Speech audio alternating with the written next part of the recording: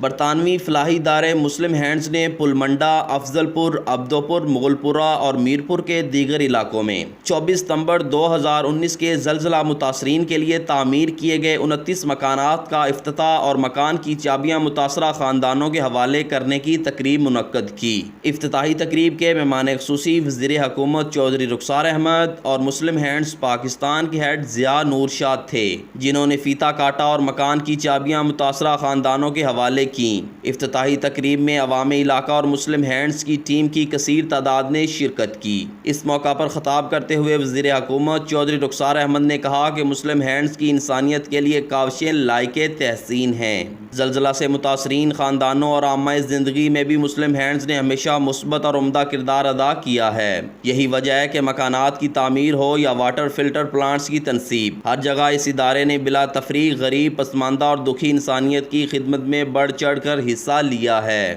حکومت مسلم ہینڈ سے ہر ممکن تعاون کرے گی۔ چودھری رخسار احمد نے کہا کہ موجودہ حکومت وزیر اعظم راجہ فاروق حیدر خان کی قیادت میں پورے آزاد کشمیر کی طرح کھڑی شریف میں بھی بلا تفریق تعمیر و ترقی کے کام جاری رکھے ہوئے ہیں اور انشاءاللہ رفائی اداروں سے مل کر لوگوں کی مشکلات کم کرنے کے لیے اپنا کردار ادا کرتے رہیں گے۔ انسانیت کی خدمت ہی بڑی عبادت ہے۔